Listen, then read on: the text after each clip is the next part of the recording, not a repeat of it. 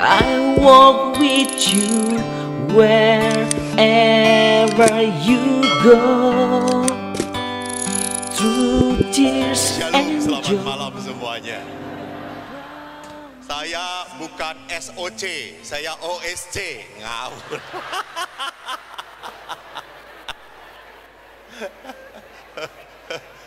Itu namanya pengkhianatan pada ordo saya. Selamat malam semuanya. Semua bahagia? Sudah kenyang? Mari kita tidur bersama. Bapak Ibu yang terkasih, adalah sebuah berkat saya boleh berada lagi di Metro ini. 2 tahun yang lalu kalau tidak salah saya ke Metro, dan di Metro ini sambutan umatnya sungguh antusias, banyak yang haus untuk dekat dengan Tuhan. Jadi tepuk tangan untuk umat Metro Lampung dan sekitarnya. Tadi saya dengar ada yang jauh, dari mana paling jauh? Tulang Bawang. Tulang Bawang. Yang paling jauh dari Tulang Bawang? Tidak, Medan. Saya 25 tahun bertugas di rumah retret. Saya lahir besar di Bandung, jadi fasih sekali bahasa Sunda. Kemudian saya kuliah di Universitas Katolik Parahyangan, filsafat teologi. Tahun 1996 saya ditahbiskan menjadi imam. Langsung sebelumnya pun tugas di rumah retret. Tahun 2000 saya kuliah kembali di Filipina untuk konseling keluarga. Selesai kembali ke rumah retret. Baru tahun 2018 saya masuk ke Tebing Tinggi, Medan. Baru sekali-kalinya ke paroki, ke daerah tanah Sumatera Utara, Batak. Kaget saya. Hari pertama di pastoran kami tingkat 4. Kami tidur di tingkat 3. Kamar saya di tingkat 3, baru hari pertama saya mendengar ada orang yang teriak-teriak di lantai bawah. Itu teriak. Saya langsung turun. Saya pikir ada yang berkelahi. Rupanya mereka cerita. Kata saya teh, "Woi, saya pikir berkelahi." "Pastor, tidak tahu. Kami orang Batak keras bicara." "Oh begitu ya?" "Iya gitu ya." Jadi semenjak saat itu saya sekarang kalau berbicara makin keras. Karena tidak mau kalah dengan mereka. Saya di sini harus berbicara tentang keluarga berhikmat mengalami pencobaan. Waktu saya merenung, tiba-tiba saya ingat peristiwa Paskah kemarin. Paroki kami punya 52 stasi, hanya 52 stasi. Paling jauh 50 km. Lewat ke hutan sawit atau karet. Paskah kemarin saya ke stasi. Misa jam 6. Selesai jam 8. Selesai misa, ketua stasinya bicara, "Pastor, ada yang sakit, tolong doakan." Saya karena harus jadi pastor yang baik, walaupun capek, jengkel, inginnya istirahat karena selesai misa tidak ada makan. Minum pun bawa sendiri. Semua pokoknya kalau stasi paket hemat. Sudah lapar saya, masih harus mendoakan orang yang sakit. Saya dengan tersenyum dan hati menggerutu. "Mari," kata saya itu. Saya datang ke rumah yang kecil, bapaknya tergeletak. Wajahnya penuh dengan kesakitan. Lalu saya tanya, kalau orang Batak tuh memanggil bapak adalah Amang. "Amang, sakit apa?" sakit semuanya, pastor. Kepala sakit, badan sakit, kaki tangan sakit juga. Terus saya ngomong, ya sudah Amang, tinggal meninggal saja, kata saya itu.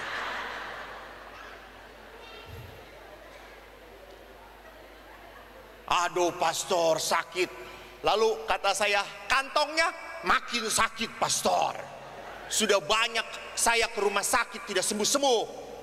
Ya sudah Amang, mari kita berdoa. Saya itu bawa air suci. Anda tahu kalau air suci diberkati pada malam Paskah, berkatnya itu sungguh-sungguh besar. Lalu saya berkata, Amang, dalam nama Yesus, ingat, Yesus adalah air kehidupan. Dan jangan lupa, Yesus akan meringankan, Tuhan akan meringankan setiap beban dan penderitaan Amang. Amang percaya? Ya itu cuma, ya sudah, cuma saya perciki. Lalu setelah itu saya pulang. Bapak Ibu yang terkasih, Paskah itu merayakan apa? Kebangkitan Yesus. Yesus meninggal, pada hari ketiga apa yang terjadi? Bangkit. Bapak ini pada hari yang ketiga meninggal dunia.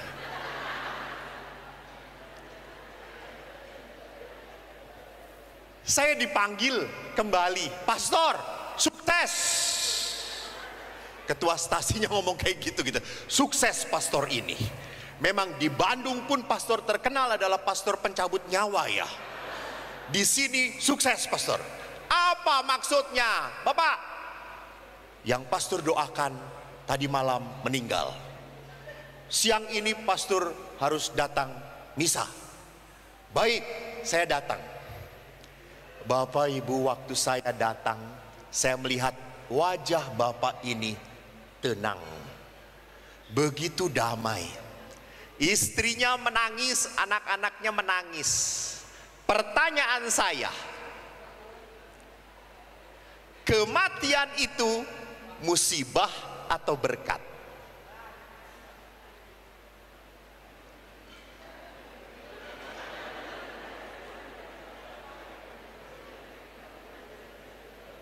Umat Allah yang terkasih, saya tanya, Anda kok kalau sudah makan itu jadi bodoh? Kematian itu musibah atau berkat? Istrinya menangis, Anda kurang ajar disebut berkat. Anak-anaknya masih kecil, musibah, mulai kacau. Baik, mari kita lihat. Tidak mudah mengatakan ini musibah atau berkat. Maka mari kita lihat, kalau kita berbicara tentang keluarga berhikmat, apa artinya berhikmat? Kalau kita berbicara hikmat, orang berhikmat, apa artinya berhikmat? Gimana Pak? Orang taat.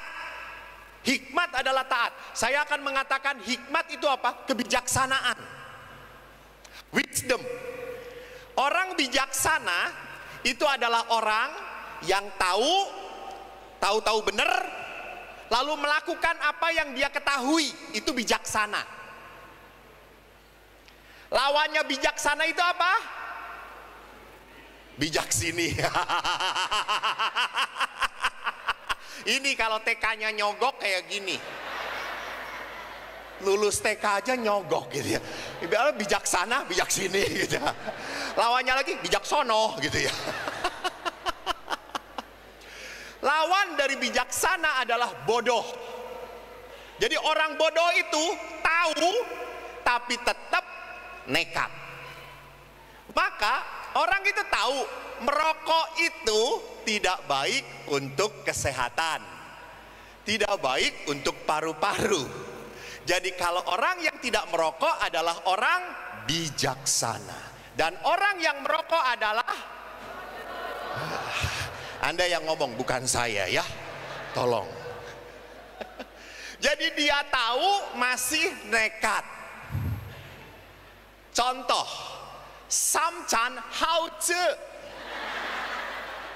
Betul atau tidak? Betul, Anda sudah umur 50, ingat, sudah banyak samcan di sini. Jangan tambahin satu garis lagi. Tapi kalau sudah melihat, sikat men. Tadi dikatakan hause, enak. Itu lihat. Ini orang bodoh. Anak-anak makan, bat silahkan, anak-anak banyak terbakarnya. Lah kalau kita sudah di atas 40, makan nempel di sini. Gitu ya. Saya masih ingat toh, ada seorang bapak, saya pernah cerita, ada seorang bapak yang pusing dengan istrinya, tolong pastor. Kenapa? Istri saya itu kegemukan pastor. Saya tuh takut. Kenapa takut? Istri saya terlalu gemuk nanti sakit. Tolong pastor buat dia bertobat. Lalu saya datangin istrinya. Ibu, wih ibu badannya ya ampun. Kayak layar TV kata saya itu. Lebar amat bu. Pastor jangan menghina. Ibu bukan menghina, saya hanya memperlihatkan kenyataan. Ibu tolong, ibu Katolik bukan? Katolik pastor. Kalau Katolik itu percaya pada ajaran Yesus, percaya pastor. Ingat Yesus berkata pintu surga itu sempit ibu.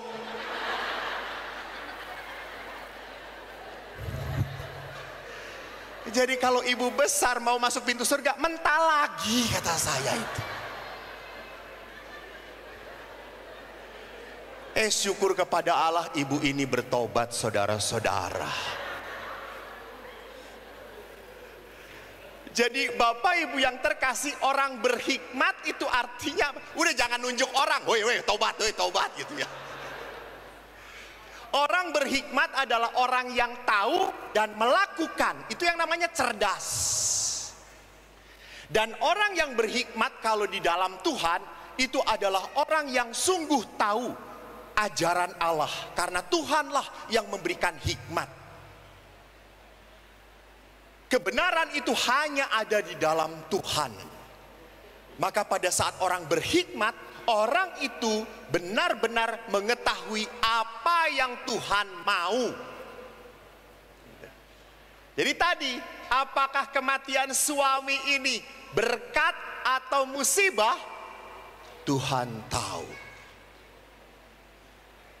Tuhan tahu apa yang terbaik. Memang kita selalu ngomong, ya pastor siapapun pasti akan mati toh. Gitu ya. Tapi pada saat kematian itu dihadapi, kita selalu berkata, ya jangan sekarang Tuhan. Itu. Kalau orang yang masih suka hidup selalu berkata, jangan sekarang.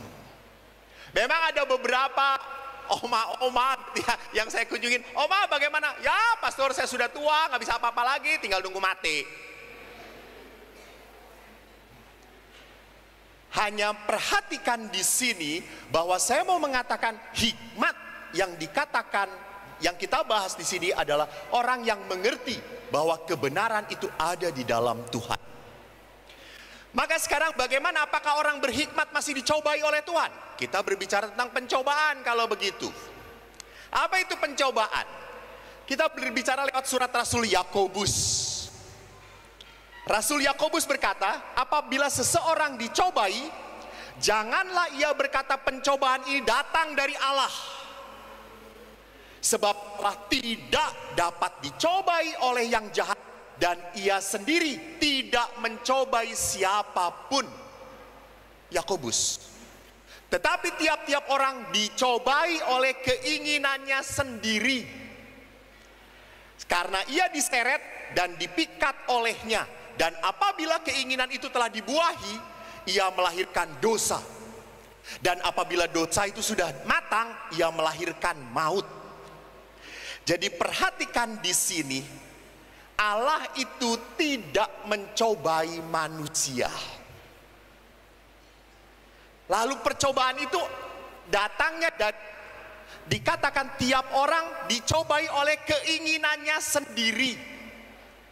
Jadi di dalam hidup manusia ini ada keinginan-keinginan yang tidak teratur rupanya. Maka orang dicobai oleh keinginannya sendiri, kecenderungan kita itu berbuat dosa.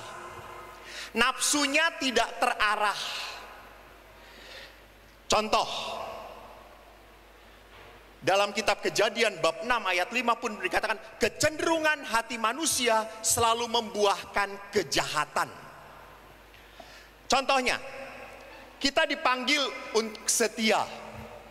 Saya tidak suka jauh dengan Anda, saya lebih senang dekat dengan Anda. Kita dipanggil oleh Allah supaya menjadi suami istri yang setia, betul atau tidak? Tapi berapa banyak suami selalu terpikat mencari yang bening-bening. Jangan suami, para pastor pun demikian. Terima kasih Bapak menobatkan saya. Tuh. Emangnya saya kalau jalan lihat yang cantik? Enggak, weh. Normal. Jadi itu kecenderungan. Contoh lain, saya nafsu kita tidak terarah. Kenapa? Kita selalu mencari kesenangan yang semu dan berlebihan. Saya mengatakan apa? Kecenderungan manusia itu berbuat dosa. Maka saya harus tahu diri. Contoh, saya sekolah di Filipina. Teman-teman saya cantik-cantik. Lalu teman-teman saya itu ada yang sudah menikah, ada yang belum menikah. Dan orang Filipina kalau ketemu pastor itu selalu memeluk dan memeluk, tidak ini. Ibu-ibu di sini kalau memeluk cuma formalitas. Kalau orang Filipina memeluk penuh kehangatan, erat, rapat, padat. Saya ini orang Jawa, ya, tidak biasa. Tapi karena teman-teman saya itu, "Hi Father," mereka spontan, "How are you?" Gitu ya. Risih. Tapi rupanya risih ini lama-lama kalah dan dikalahkan oleh rasa ketagihan.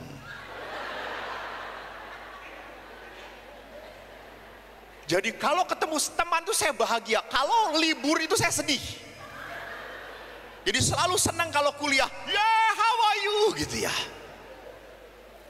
Terus karena lama-lama ketagihan, rupanya lama-lama juga merindukan. Terus akhirnya saya berpikir, nggak beres nih. Eko nggak beres. Doanya janganlah masukkan ke dalam cobaan, karena Eko bisa masuk sendiri. Akhirnya saya berkata, enggak, saya pastor. Saya harus menjaga panggilan saya.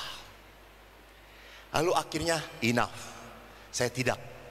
Lalu teman-teman kalau ketemu sama, "Hi Father, we will hug you." No.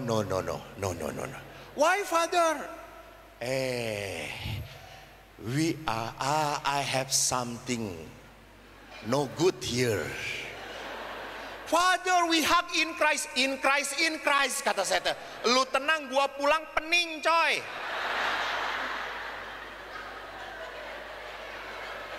Betul bapak-bapak? Tuh.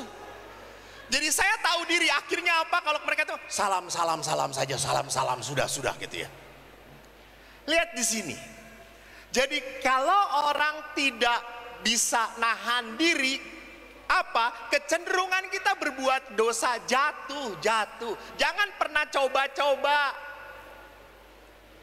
Maka sekarang godaan itu makin besar, apalagi orang tua sekarang senang sekali yang namanya reuni. Halo.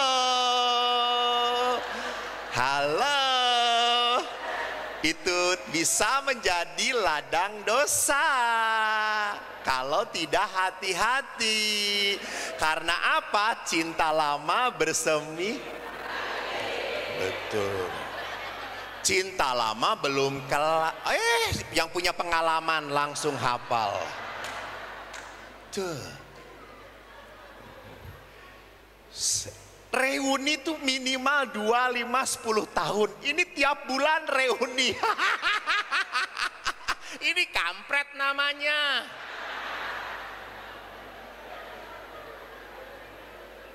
Ini sudah ada kerinduan untuk ketemu. Ini sudah melihat, aduh ada kedahagaan kalau tidak ketemu itu. Ini bahaya. Ingat, kecenderungan kita berbuat dosa. Apalagi kalau kita ketemu lagi yang dulu mantan gitu ya. Ih tambah cantik kamu. Lalu, ih masa sih. Gitu. Gitu ya. Ya iyalah, istri tidak pernah dipuji sama suami.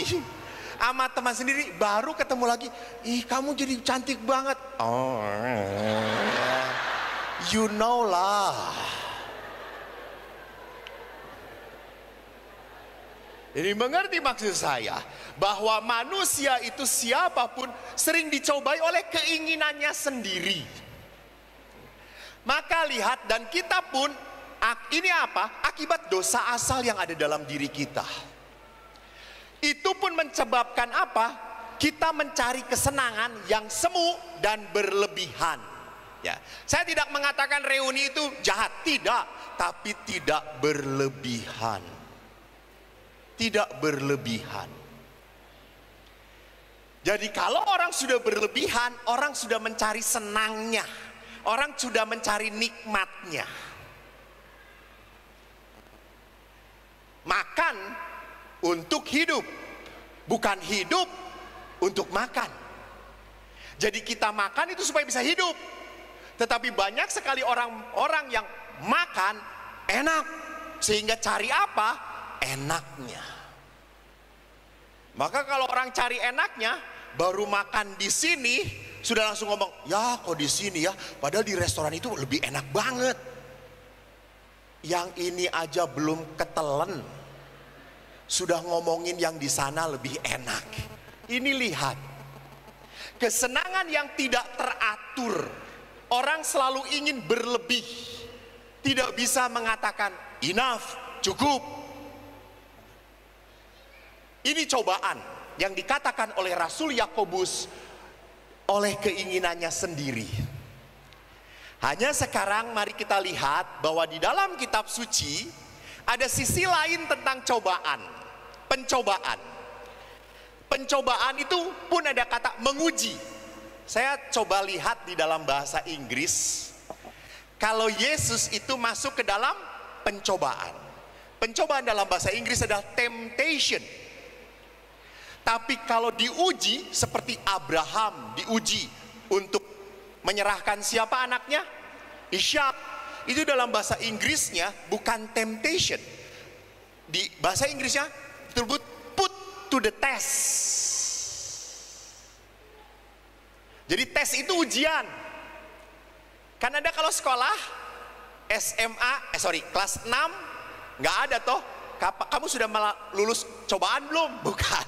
Kau sudah lulus ujian atau tidak kan? Ujian SIM, nggak ada cobaan SIM gitu ya. Jadi ini put to the test, tes. Sedangkan cobaan itu temptation. Maka di dalam Mazmur, apa itu artinya ujian? Sebab engkau telah menguji kami ya Allah, telah memurnikan kami seperti orang memurnikan perak.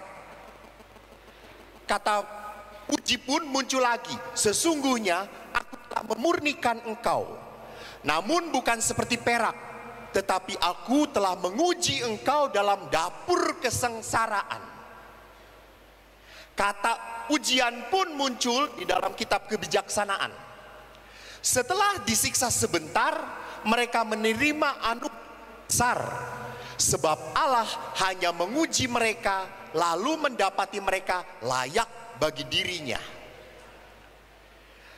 Jadi lihat di sini apa bedanya? Cobaan itu dari iblis, ujian itu dari Tuhan. Jadi manusia diuji untuk melihat apakah ia setia imannya atau tidak. Nah, bapak-bapak, saya tes sekarang. Kalau ke supermarket atau pasar swalayan atau mall, ada gadis pakai rok pendek menawarkan rokok. Om, ini rokoknya enak loh, om, gitu ya. Itu ujian apa cobaan?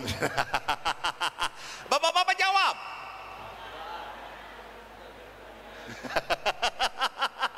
Kok yang jawab malah ibu-ibu? Inilah ibu-ibu selalu mengambil alih peran laki-laki. Yang ditanya laki-laki, cobaan gitu ya. Ibu kalau sudah tidak mampu seperti itu lagi, jangan emosi gitu ya.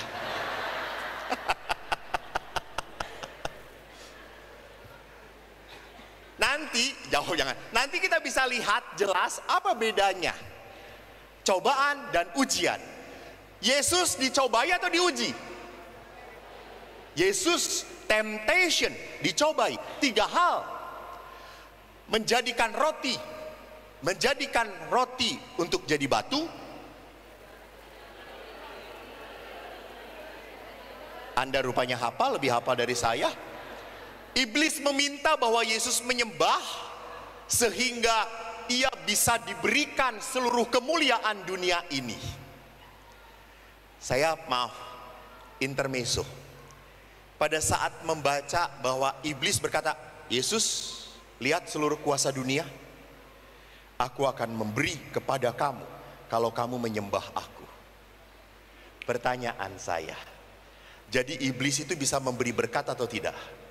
Bisa. Bisa memberi rejeki, bisa. Sorry, bukan berkat, bukan blessing from God gitu ya. Tapi rejeki katakanlah bisa. Bisa memberi kekuasaan. Tetapi mari kita lihat itu cobaan. Lalu yang ketiga, iblis meminta Yesus mencobai Tuhan Allah dengan menjatuhkan diri. Maka lihat di sini pada saat menutup, Lukas berkatakan, sesudah iblis mengakhiri semua pencobaan itu, ia mundur dan menunggu waktu yang baik. Halo, iblis bekerja sampai sekarang, menunggu waktu yang baik. Jadi jangan pernah berpikir iblis itu nganggur, enggak. Dan jangan berpikir iblis itu hanya ada di tempat-tempat kuburan, tidak. Bahkan iblis pun muncul di gereja, saudara-saudara. Jangan pikir tempat suci tidak ada iblisnya. Ada. Saya kemarin memberikan seminar kepada para ibu perangkai bunga di gereja. Dan rupanya menurut survei, waktu ibu-ibu merangkai bunga, tema apa yang dibicarakan adalah tema pasturnya. Pasturnya menyebalkan ya, iya, malah dekat dengan tantu-tantu ya gitu ya, iya si tantu itu ya, iya gitu. Itu lihat, merangkai bunga di depan Yesus yang sedang disalib. Untung aja Yesusnya nggak turun dan nampar, diem loh.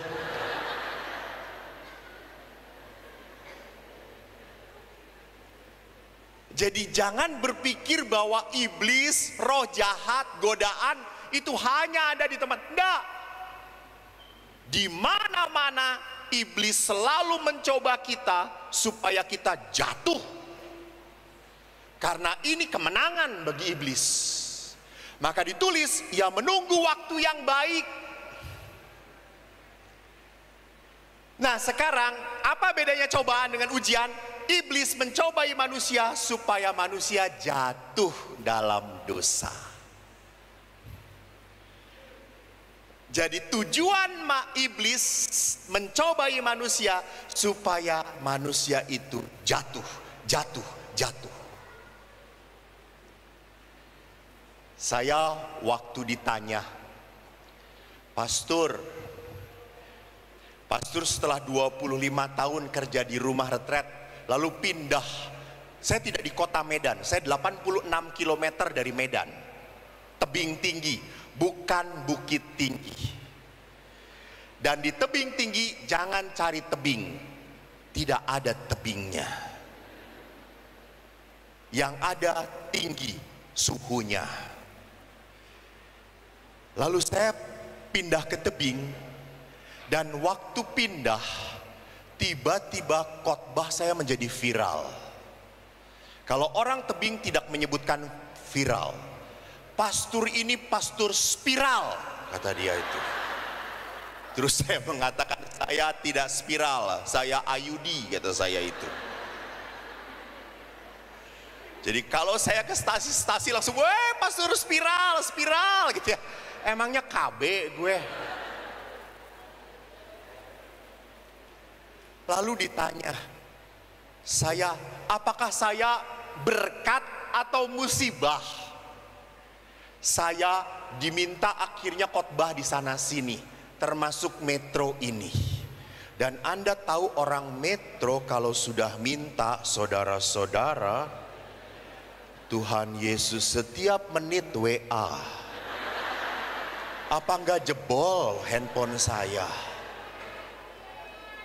Setiap jam ditelepon, Romo kapan waktunya Romo? Kapan Romo? Sabar ya Bu. Iya kapan Romo? Gitu ya.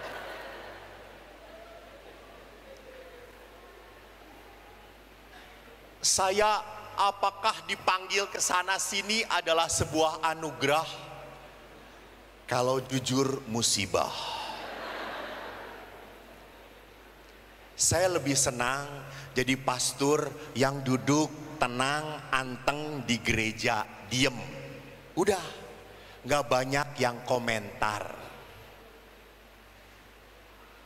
Tapi akhirnya entah saya diminta sana sini, ya sudah gak apa-apa. Karena kebetulan gereja saya pun sedang bangun stasi untuk jadi paroki dan sedang bangun gereja. Akhirnya saya ke sana sini cari bantuan untuk gereja stasi. Tapi di metro ini dilarang. Misinya harus cari dana untuk MBI. Bapak jangan tepuk tangan dulu Pak. Ada kesepakatan dengan panitia Pak. Jadi kalau saya tidak mendapatkan malam ini kurang dari 20 juta, saya ya itu tidur di tenda Pak. Jadi tolong disumbang ya Pak ya.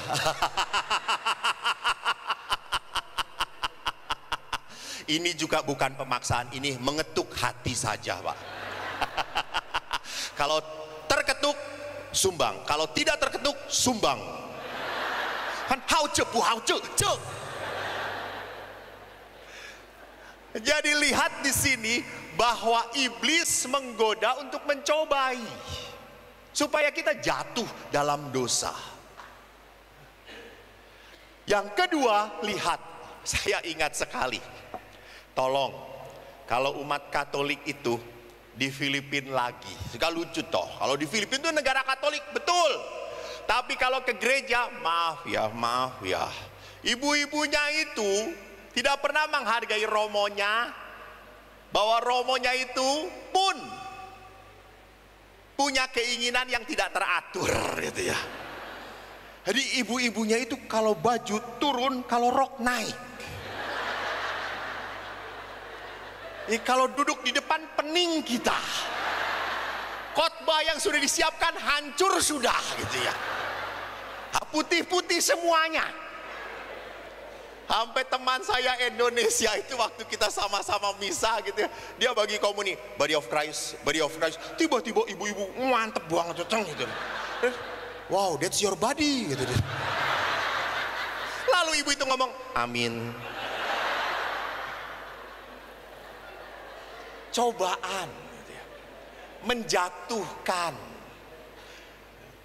Jadi jangan mencobai. Lihat di sini, kalau ujian, apa itu ujian? Abraham diuji oleh Tuhan untuk mempersembahkan anaknya Ishak.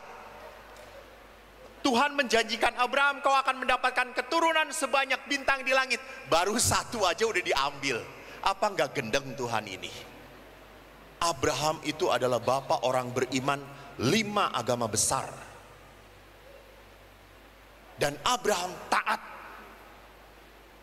Maka lihat, Abraham menjadi bapak orang beriman yang besar sekali. Yang kedua, Ayub pun sama diuji. Dia taat, dia punya segala-galanya, dan pada saat yang cepat diambil segala-galanya, musnah. Dan di dalam kitab Ayub dikatakan, dalam semuanya itu Ayub tidak berbuat dosa dan tidak menuduh Allah berbuat yang kurang patut. Jadi rupanya Tuhan memperbolehkan cobaan atau ujian terjadi dalam hidup kita untuk alasan yang lebih baik. Untuk apa? Bertobat. Dan supaya apa? Manusia lebih kudus lewat ujian ini. Jadi ada cobaan, ujian yang dibiarkan terjadi pada manusia supaya manusia itu bertobat. Contoh, saya dikaruniai lahir dari seorang ibu. Bunda saya itu punya penyakit komplikasi, gula tinggi dan darah tinggi. Konon katanya penyakit itu menurun pada anak-anaknya. Dan ibu pun meninggal karena komplikasi itu. Akhirnya saya mendapatkan anugerah dari Tuhan, penyakit darah tinggi. Tuhan lupa bahwa Eko ini senang makan daging, apalagi daging kambing. Bertentangan. Saya suka daging kambing, saya punya darah tinggi.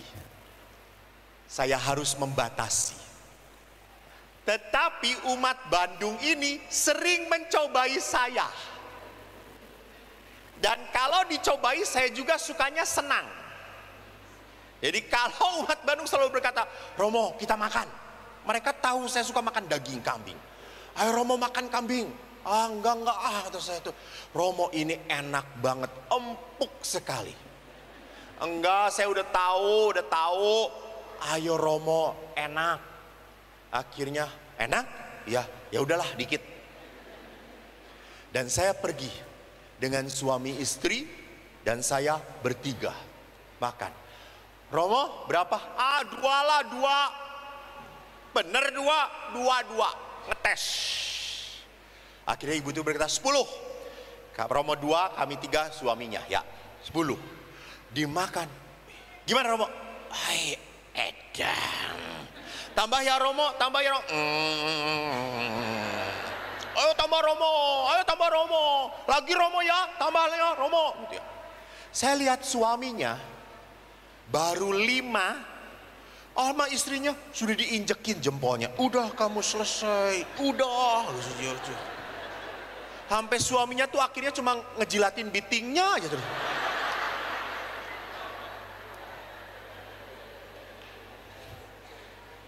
Lalu saya berkata, ibu kenapa kok saya suruh tambah terus? Kalau suami ibu kok baru 5 aja sudah diinjekin terus. Romo nanti kalau dia sakit siapa yang ngurus? Saya tanya siapa bu? Ya saya Romo. Saya yang repot kalau dia yang sakit gitu ya. Lalu saya ngomong, lah kalau saya yang sakit bu?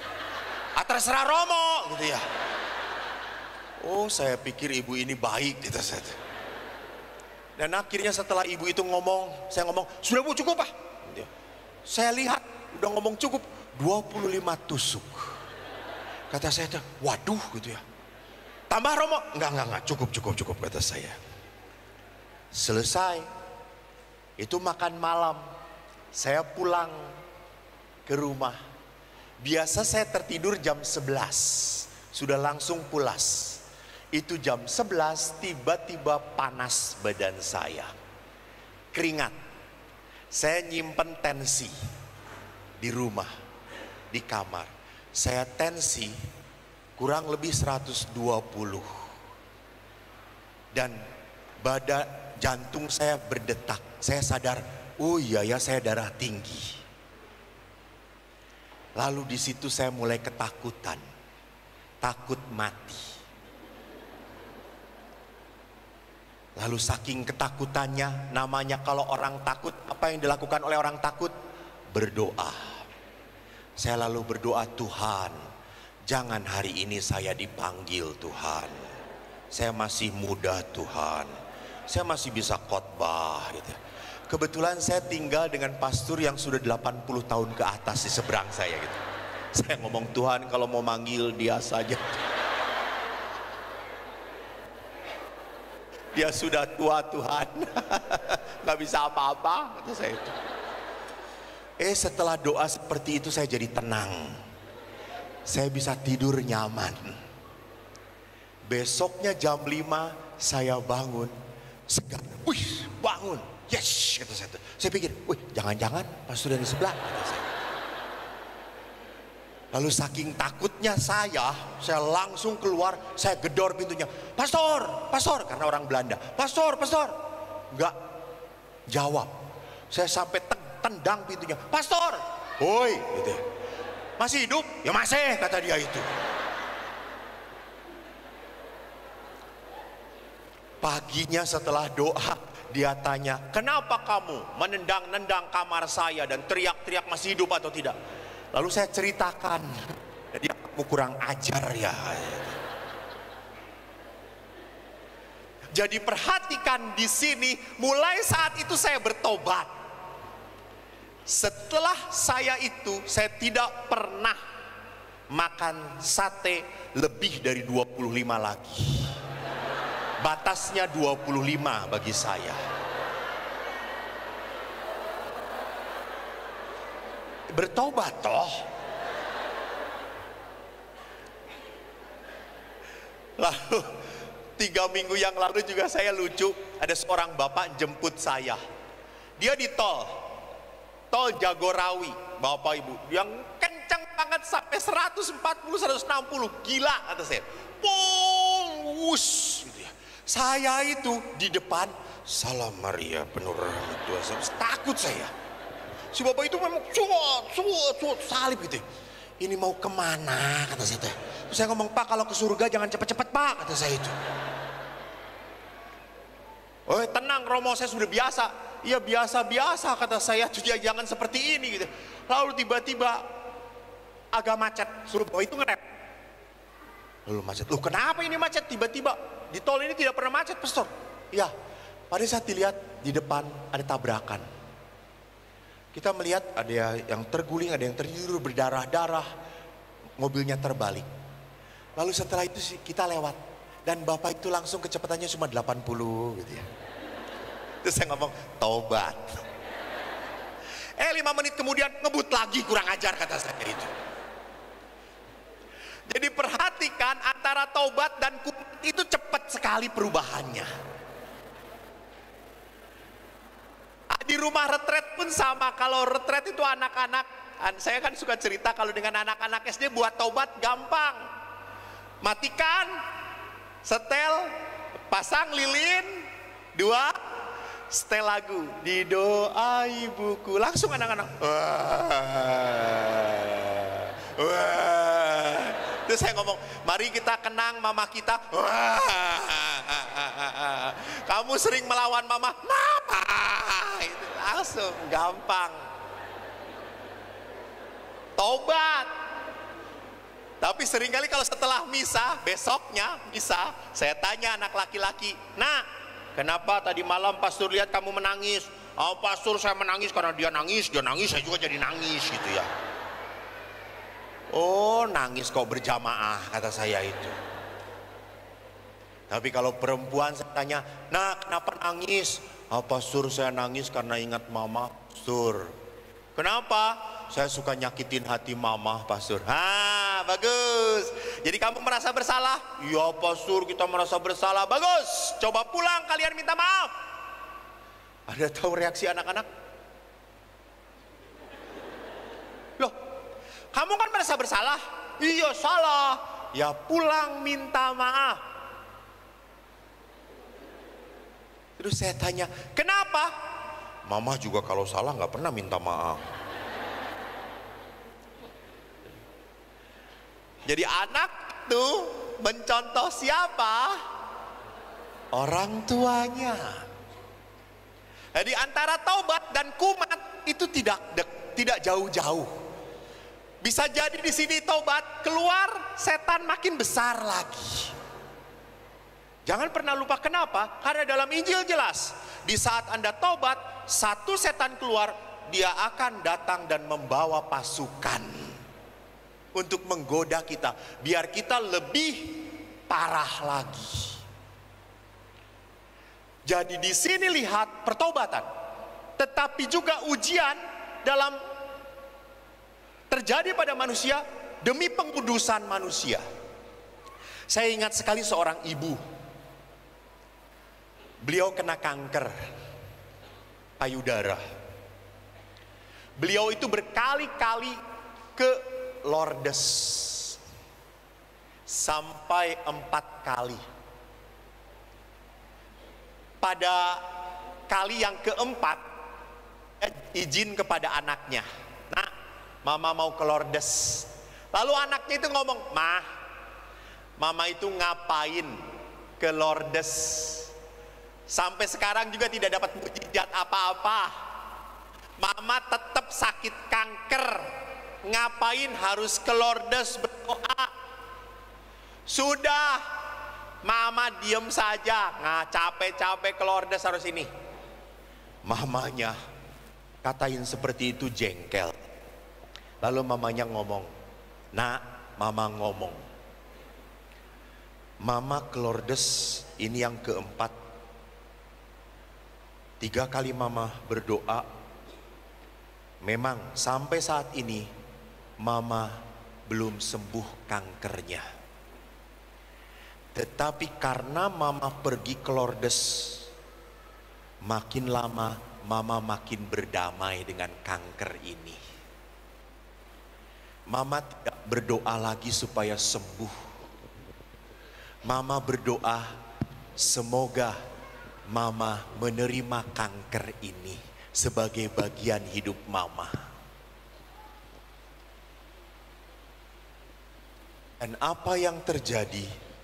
Ibu ini tahun lalu meninggal bukan karena kanker, karena jatuh di kamar mandi dan kepalanya terbentur.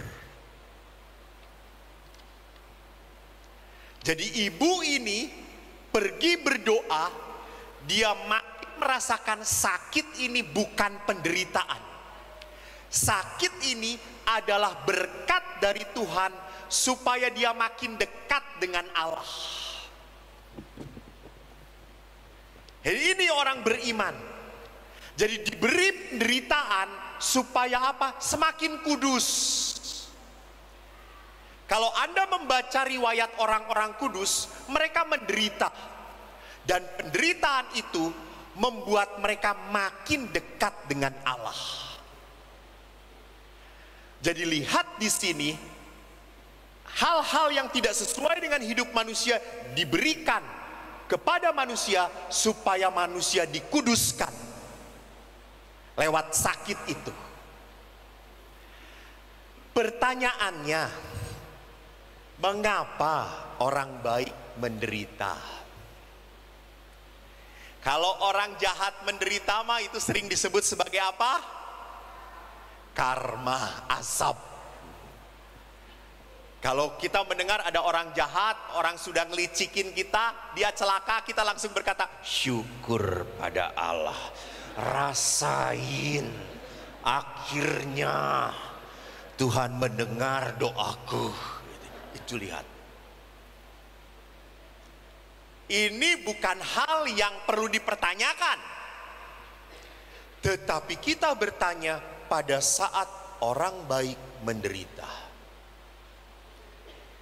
Anda sadar bahwa pada saat Anda semakin aktif di gereja, semakin melayani, hidup Anda itu kok makin susah. Seringkali seperti itu.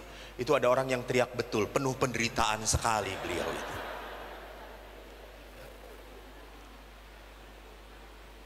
Jadi rupanya orang semakin melayani Tuhan, hidupnya bukan semakin dimudahkan oleh Tuhan. Halo. Bahkan seringkali pada saat kita semakin melayani, kok semakin berat, kok semakin sulit, kok semakin ada aja masalah. Gitu ya. Karena kalau kita menderita, kita selalu bertanya, apa dosa saya? Apa salah saya? Itu pertanyaan kita.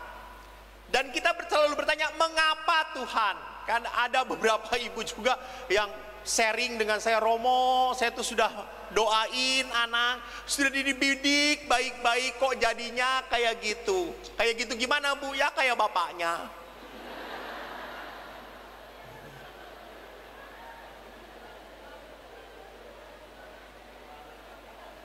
Lah ibu kenapa dulu memilih?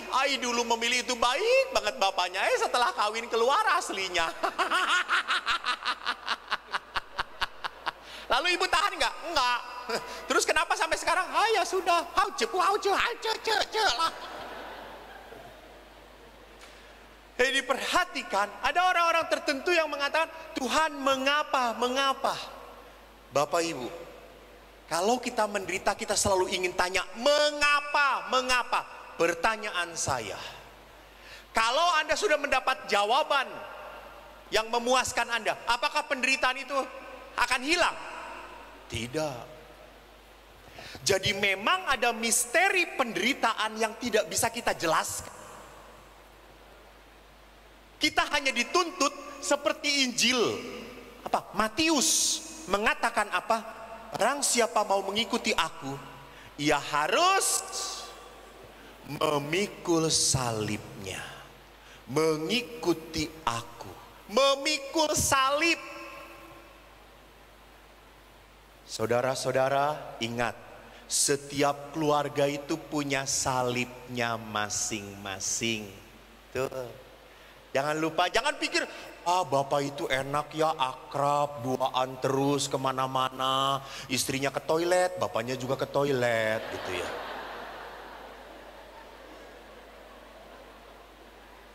Lihat kalau ke gereja, salam damai, selalu cipika-cipiki. Suami saya boro-boro cipiki, salam damai Pak. Pastor lihat suami itu, kalau ada seorang pastor kaget sekali karena lihat seorang bapak kalau istrinya keluar mobil selalu dibukakan dan ditutupkan. Kaget si pastornya. Wah, hebat banget si bapak ini. Jadi lihat, dia turun dari mobil ke gereja, dibukakan pintunya. Tutupkan pintunya. Lalu si pastor saking kagumnya, dia tanya kepada ibu itu, Bu, bapak itu sangat sayang ya dengan ibu. Terus ibunya, biasa aja. Loh, ibu ini tidak peka, kata si pastornya. Kenapa pastor? Saya itu melihat kalau ke gereja, bapak itu suami selalu bukakan dan tutupkan pintu mobil ibu. Romo, itu terjadi setelah pintu mobil tidak bisa dibuka dari dalam.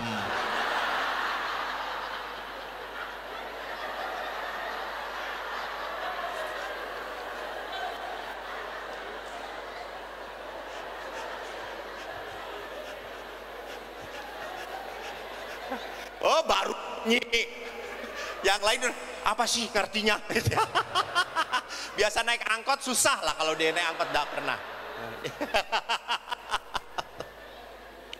Jadi Bapak Ibu lihat, di dalam kehidupan memang ada penderitaan yang tidak bisa kita jelaskan.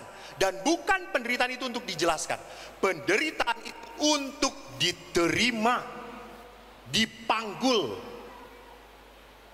Kita mau mencari jawaban dari siapapun, tetap tidak pernah bisa kita mendapatkan jawaban yang puas. Saya ingat sebuah tulisan yang tadi saya ceritakan kepada beberapa panitia. Siddhartha Buddha Gautama waktu mencapai bodhisattva, ia bisa mengalahkan penderitaan dengan duduk di atas lotus. Kalau saya salah nanti pas istirahat tolong dibenarkan. Dengan tenangnya sang Siddhartha mencapai bodhisattva Buddha. Yesus mencapai dan mengalahkan penderitaan lewat apa? Di atas salib. Itu bedanya. Jadi Kristianitas untuk apa? Mengajarkan bukan untuk menghindari penderitaan.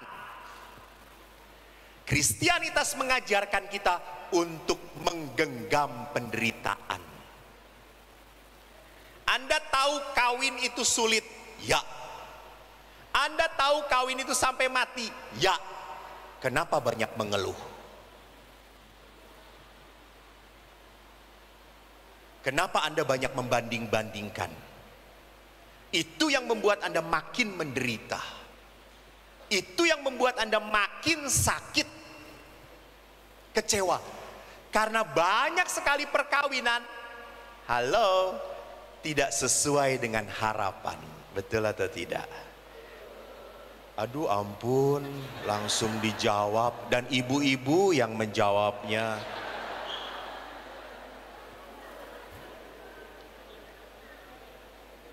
Pengalaman, betul. Jadi perhatikan bahwa betul panggilan setiap orang itu punya keindahan. Dan sekali lagi di dalam kehidupan tidak pernah kita bisa enak semuanya. No, harus terima pahitnya juga. Saya menjadi pastor sendirian, kemana-mana tidak pernah direcokin. Tapi berkali-kali saya pergi lupa bawa celana dalam, Pak. Karena tidak ada yang mengingatkan.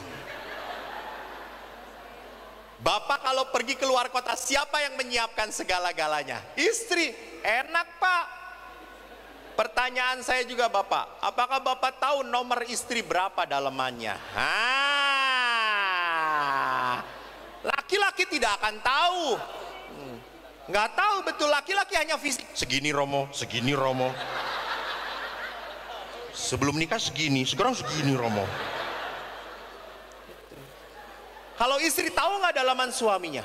Tahu. Siapa yang membelikan? Istri. Istri. Lihat itu perempuan melengkapi. Suami itu terima beres. Bapak mau jalan-jalan ke Palembang naik mobil, bapak yang setir, langsung ngomong, "Mi, minum, nyoh. Mi, jeruk, emploan." Saya dengan para pastor dari Bandung mau ke Jogja, sampai tol di mana sih sebelah sana Ujung Berung, sana, minum, nggak ada. Ya Allah. Sampai suatu hari saya pernah begitu kagum dengan yang namanya wanita. Ini keuntungan kalau hidup dengan wanita. Tapi karena pastor ini walaupun tidak berumah tangga, cukup banyak wanita yang sangat sayang dengan saya. Dan kebanyakan encim-encim. Dan saya tenang bergaul dengan encim itu. Sudah tidak nyetrum lagi.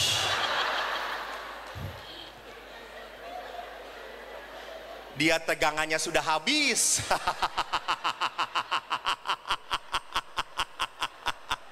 Saya nggak punya tegangan gitu, ya udahlah. Sampai suatu hari kayak encim itu sayang pada saya ulang tahun, ingat sekali di pasturan. Sampai Romo, Cim gitu ya, dia peluk saya gitu. Romo, ini hadiah untuk Romo gitu ya. Aduh Cip, repot-repot. Ih, ini pasti Romo seneng. Karena namanya encim kan, orang tua kan selalu ingin pada saat itu juga dibuka kan. Kita happy bos, disuruh nyanyi. Ayo Romo, hadiahnya dibuka, ayo Romo dibuka. Terus yang lain, ayo dibuka Romo. Pastor, ayo dibuka, kasihan Cim ini. Ya udah dibuka. Pada saat dibuka saya kaget. Celana dalam. Lalu saya tanya, Cim, kok tahu? Romo kan suka yang anti selip kan, ini anti selip Romo. Dan saya lihat nomornya pun percis nomor saya. Terus saya tanya, Cim kok bisa tahu sih nomornya? Saya 2 hari yang lalu ke tempat ruang cuci. Terus saya tanya tukang cuci, mana yang punya Pastor Eko? Mana? Terus Cim kok hafal? Ya saya potret, kata saya itu. Terus saya ngomong, tolong ya jangan dijadiin PP ya Cim, kata saya itu. Saudaraku terkasih, lihat bahwa saya sebagai pastor ada sukacita, ada penderitaan. Tidur sendirian, tidak bisa saling menghangatkan. Anda tidur berdua, tapi jangan lupa ada suara-suara aneh yang kadang-kadang muncul.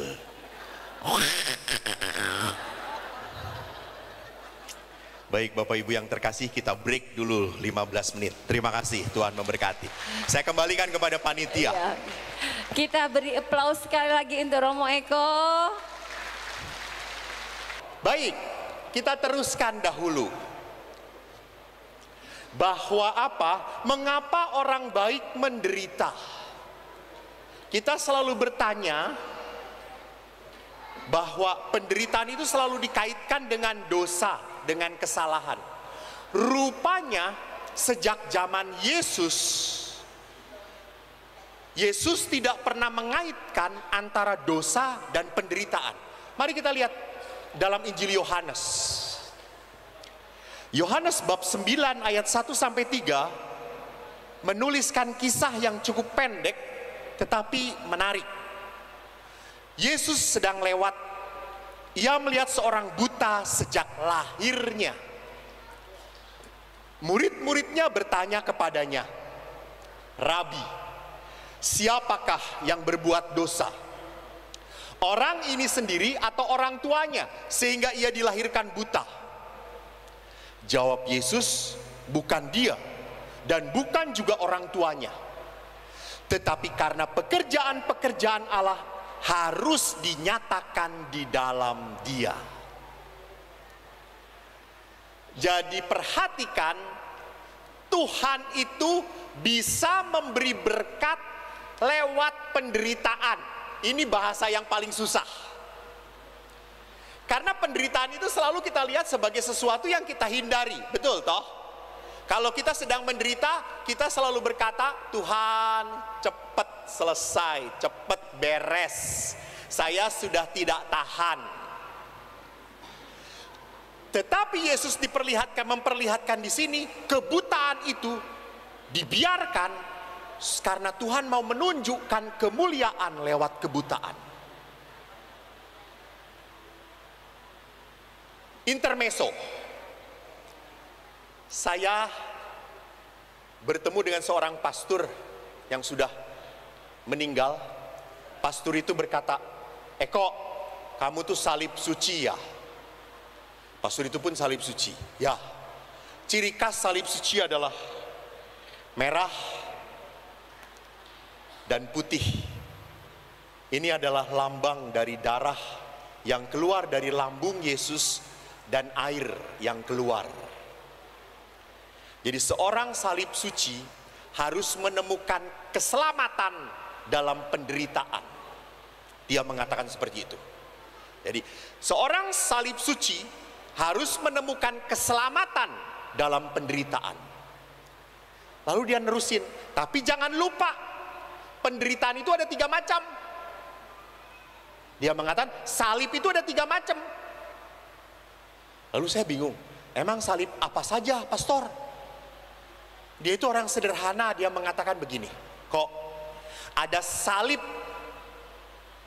merah, Ada salib hitam, ada salib putih. Apa artinya? Terus dia mengatakan salib hitam.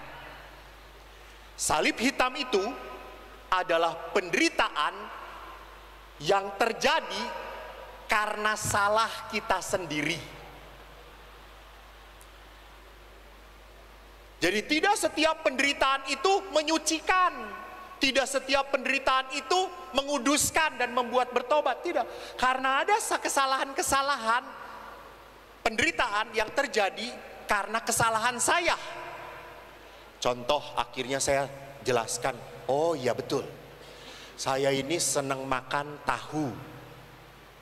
Anda tahu tahu Bandung adalah tahu yang paling nikmat. Gurih.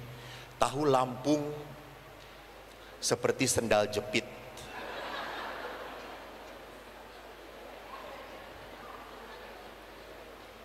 Belum pernah ngemut sendal jepit, emut tahu Lampung. Tahu Bandung enak. Kalau sudah makan tahu Bandung, apalagi tahu Sumedangnya, saya suka kerasukan setan. Dan tahu itu enaknya dimakan dengan apa? Cabai rawit. Saya kalau udah makan, lep cabenya, sorenya mencret. Pertanyaan saya, mencret ini apakah cobaan dari Tuhan? Kenapa saya mencret? Karena rakus, betul atau tidak? Betul. Karena rakus. Jadi ini penderitaan, saya sakit bukan cobaan dari Tuhan, bukan, ini karena salahnya kamu. Halo, hati-hati. Sering kali juga hidup pernikahan tidak bahagia, bukan karena Tuhan tidak memberkati, bukan, tapi karena Anda memang tidak mau bahagia dalam hidup perkawinan Anda. Anda tidak bisa membuat bahagia pasangan Anda. Dan dalam perkawinan kan timbal balik, saling mempengaruhi. Kenapa istrinya kayak gitu? Ya karena suaminya. Kenapa suaminya kayak gini? Ya karena istrinya. Jadi para suami ingat, para istri ingat, seringkali para suami tertarik kepada wanita lain karena apa? Karena istri kurang bersolek di hadapan suami. Jadi tampilnya pas-pasan, kecuali ondangan. Kan suka aneh toh, kalau saya juga mau mengawinkan anak pasangan itu suka aneh. Karena perempuan ini tiba-tiba bulu matanya jadi panjang gitu, saya tuh aneh. Kata saya. Bahkan saya pernah menikahkan setelah dia sungkem, dia berkedip tapi bulu matanya nggak turun-turun, kata saya tuh. Oh lepas, kata saya itu. Oh pakai aibon nanti lagi, kata saya, di lemnya. Jadi suami tidak pernah melihat istri yang cantik. Sedangkan orang lain kalau ketemu, wah cantik, lihat solek bagus, itu lihat. Istri pun kenapa tidak pernah bersolek? Karena kalau sudah bersolek dengan suami, suami tidak pernah memuji. Ya, tuh, lihat aja kalau ondangan, istri tuh kalau keluar dari kamar, ya Tuhanku Yesus, nunggu dokter gigi aja lebih lama daripada nunggu dokter gigi toh.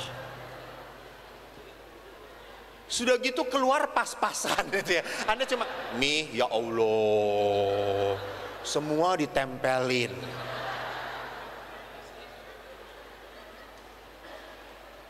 Saya itu hidup dengan pastor yang saya doakan itu 80, beliau hidup sampai 92 tahun. Di usia 90 tidak pikun. Dan pastor ini usia 90 tinggal di biara, masih sering dikunjungin ibu-ibu dan bawa makanan. Saya sampai kaget. Biasanya udah pastor tua, umat tidak pernah ngurus lagi, dilupakan. Enggak, pastor ini selalu dikunjungin. Saya suka kaget, kenapa ya, gue ingin belajar dari dia. Dan rupanya pastor ini selalu memuji ibu-ibu yang datang. Saya baru tahu gitu ya.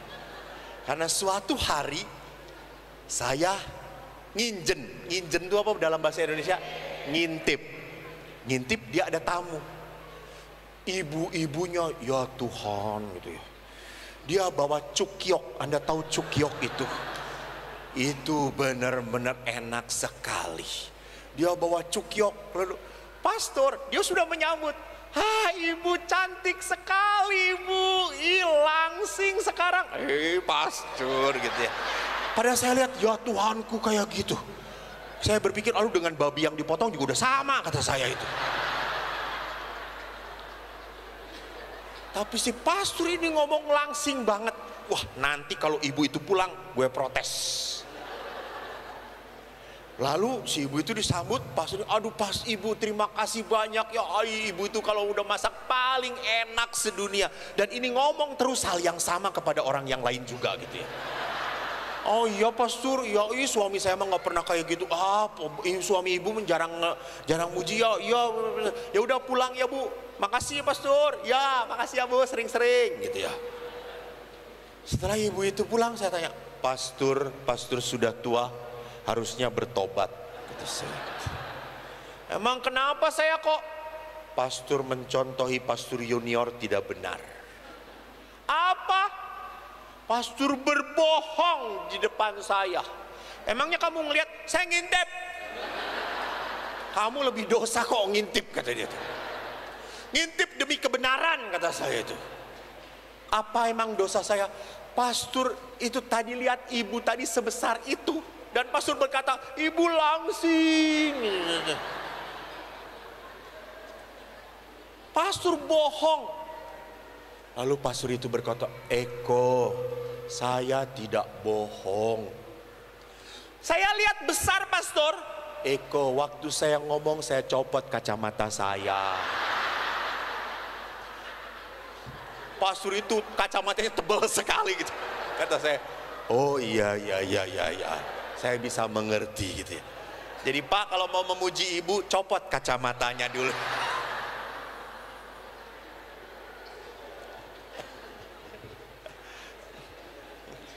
Bapak ibu yang terkasih, lihat, istri jadi seperti itu karena suami. Demikian juga sama, suami menjadi seperti itu karena istri.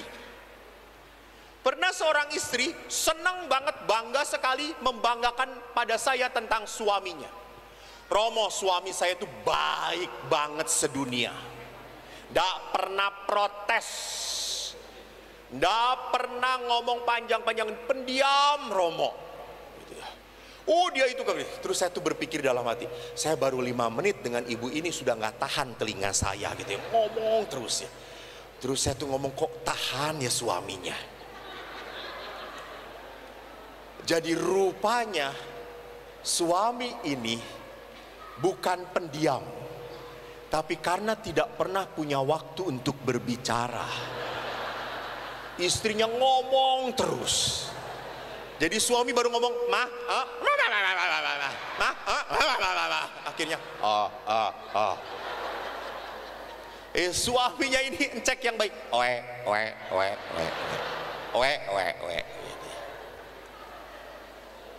suatu hari istrinya itu stroke, nggak bisa ngomong lagi. Suaminya bahagia banget gitu ya. Sekarang saya bisa ngomong pastor akhirnya gitu ya.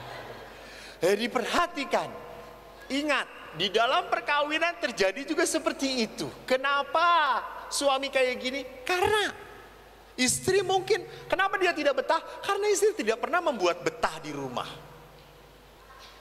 Jadi itu salib hitam. Orang harus menanggung penderitaan karena salahnya sendiri. Salib merah, lalu dia mengatakan, apa salib merah pastor? Salib merah itu orang harus menanggung penderitaan karena kesalahan orang yang disayangi.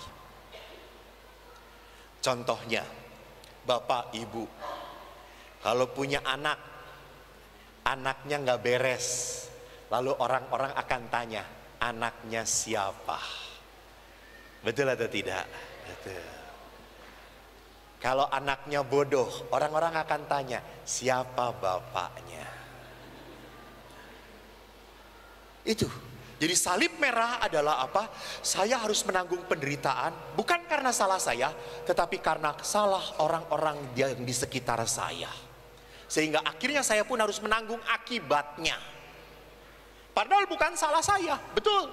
Tapi saya tetap harus menanggung akibatnya, karena dia mempunyai hubungan. Entah itu batin, entah itu tali persaudaraan. Sedangkan salib putih adalah apa? Ini. Penderitaan yang diberikan kepada manusia untuk menguduskan manusia. Jadi lewat penderitaan ini Tuhan ingin memperlihatkan kekuasaannya, kebaikannya, kerahimannya. Maka kalau kita sudah melihat bahwa salib penderitaan ini hadir dalam hidup manusia, punya maksud tertentu, maka sekarang mari kita lihat bahwa manusia pun di dalam kehidupan punya batas-batasnya. Kita harus sadar, batas pertama adalah tubuh kita.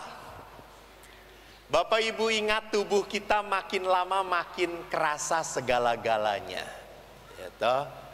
Suruh gerak tadi sedikit saja sudah aduh. Jalan kaki ke tangga sedikit aja udah dengkulnya copot. Maka saya di rumah retret itu, kalau udah retret kami itu kan kadang-kadang ada anak-anak, kadang-kadang ada orang tua. Kalau retret itu saya sudah tutup mata, sudah bisa tahu ini anak-anak atau tante-tante atau orang tua dari baunya. Kalau bau Yves Saint Laurent apa itu tante-tante. Tapi kalau udah bau minyak nyong-nyong, ini pasti ibu-ibu kata saya. Karena ibu-ibu tuh kalau retret sudah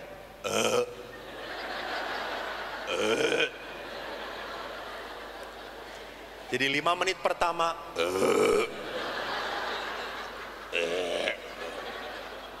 dia mendengarkan gitu ya, tapi suka sibuk sendiri.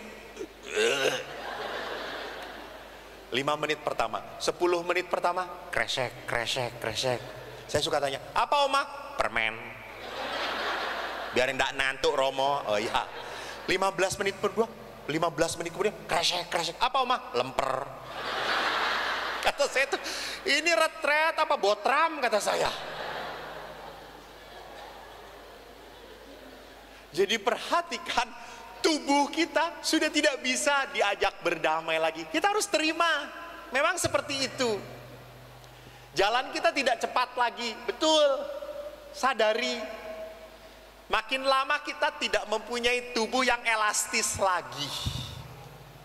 Ini keterbatasan yang harus kita sadari.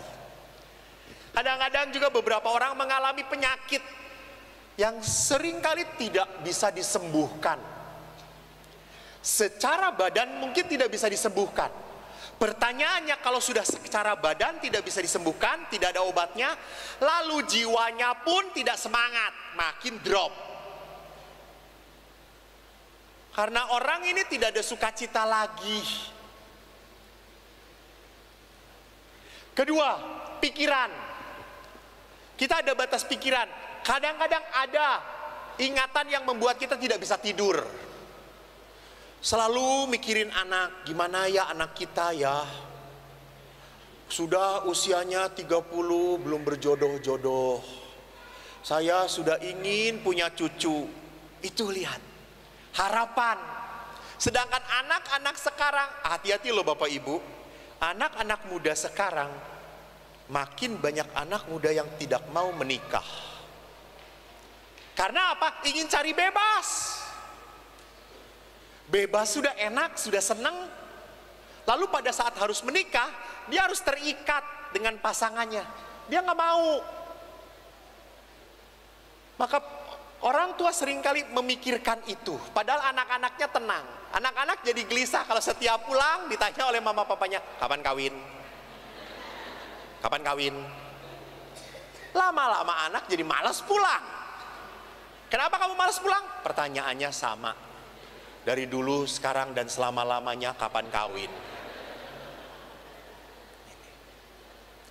Jadi kerinduan pemikiran orang tua beda dengan pemikiran anaknya.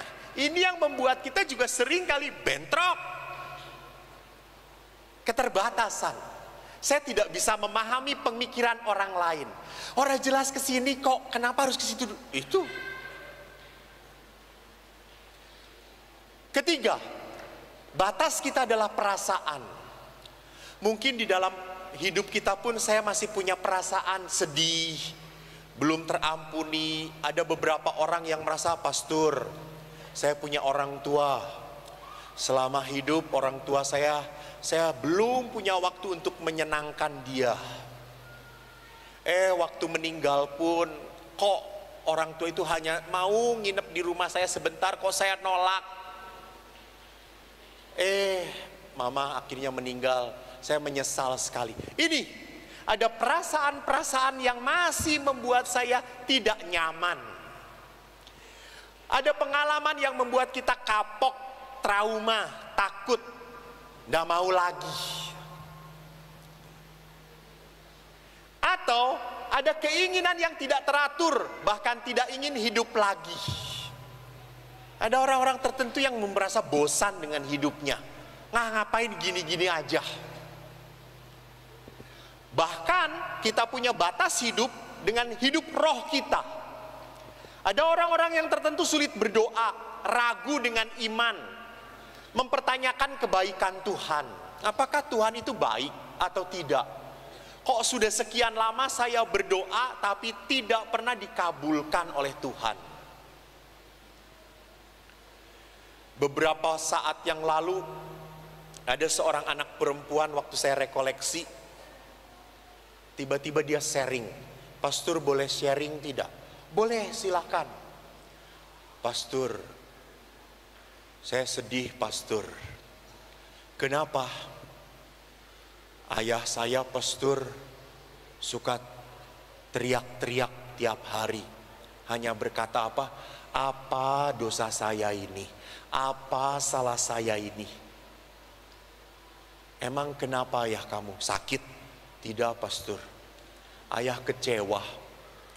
Karena dari 5 anak, semua anaknya perempuan. Maaf, dalam tradisi Batak, yang disebut anak itu adalah laki-laki. Kalau perempuan itu tidak disebut anak. Perempuan itu disebut boru. Jadi anak itu adalah nanti yang meneruskan marganya. Maka bapak ini begitu kecewanya sampai akhirnya dari 5 anak perempuannya ini tidak ada satu pun yang dihargai oleh bapak ini. Dan bapak ini marah-marah dan tidak pernah apalagi merawat anak-anak ini. Enggak, disia-siakan mereka. Pokoknya bapak ini sampai begitu kecewanya, tiap hari akhirnya hanya ke kedai minum tuak. Dia marah karena dia merasa dihukum oleh Tuhan, tidak punya anak laki-laki. Lihat di sini.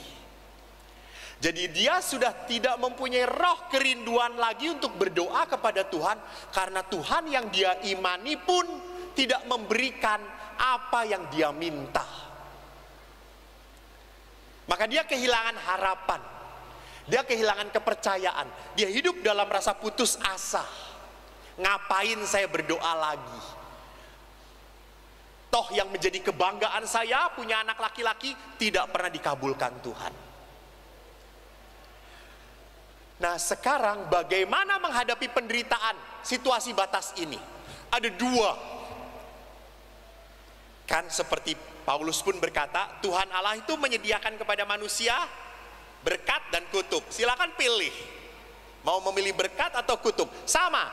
Pada saat kita menghadapi penderitaan, apa yang bisa kita hadapi? Pertama, orang bisa memilih menolak, melawan, menghindar. Maka kalau orang menolak batas, saya akan hidup dalam kepalsuan, penipuan, bohong. Dan ini mengakibatkan penderitaan yang berkepanjangan dan tekanan batin. Kalau orang menolak realitas hidupnya. Maaf ya, seringkali ibu-ibu di kota. bukan di Metro dan di Lampung ini. Beberapa ibu-ibu kan suka menolak bahwa ini apa namanya, wajahnya sudah mulai berkerut toh. Maka apa yang mereka lakukan? Ditarik. Dan setelah ditarik, mereka tidak boleh tertawa selama 6 bulan atau 1 tahun. Apa enggak menderita saudara-saudara gitu ya? Karena kalau mereka tertawa berkerut lagi gitu ya. Ah, kok goblok kata saya ini. Ini orang lihat demi sebuah penampilan yang kenceng biar kayak pantat bayi seger lagi. Ciumin pantat bayi aja nanti juga nempel kata saya itu. Tidak menerima kerutan-kerutan. Dia lihat kerutan itu sebagai tanda kejelekan. Salah. Kerutan di wajah wanita adalah tanda kebijaksanaan. Tapi kerutan di wajah pria adalah tanda penderitaan.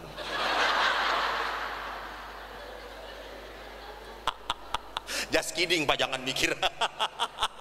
Dia tanya, tuh Mi banyak berkerut nih Mi. Perhatikan di sini, orang kalau menolak keberadaannya, orang repot dengan penampilannya. Ada beberapa bapak juga yang tidak mau, maaf, tidak mau disebut tua. Maka dia naik sepeda atau olahraga seperti anak muda. Halo, apa yang terjadi? Jeprut. Itu. Oh, saya masih muda. Perut prat. Muda. Bapak silahkan menghadap Tuhan Allah. Karena tidak menerima lagi. Saya senang sepeda, betul. Saya senang sekali. Prestasi saya naik sepeda dari Bandung ke Jogja 3 hari sendirian. Pulangnya naik kereta api. Ya kalau bolak-balik tukang beca saya gitu ya. Saya naik sepeda suka, hobi. Oleh dokter saya sudah diberitahu, pastor pakai alat detak jantung. Kalau sudah 140 sudah, jangan dinaikkan lagi. Saya pakai, saya sudah 140, sudah saya pelan-pelan. Yang lain, ayo pastor cepat. Tidak, cukup. Saya pernah sebelum ke Jogja saya latihan ke Tangkuban Perahu. Dan waktu latihan tiba-tiba disalib oleh perempuan. Sakit hati saya. Buset, itu perempuan, tap. Edan kata saya itu. Lalu sampai gerbang Tangkuban Perahu, si perempuan itu di warung sedang duduk minum. Saya nggak mau di warung yang sama, malu coy. Lalu akhirnya saya di warung sebelahnya. Lalu saya tanya ibu warung, Bu, apa Pak? Itu ibu kenal itu nggak? Mana Pak? Itu perempuan yang sepeda.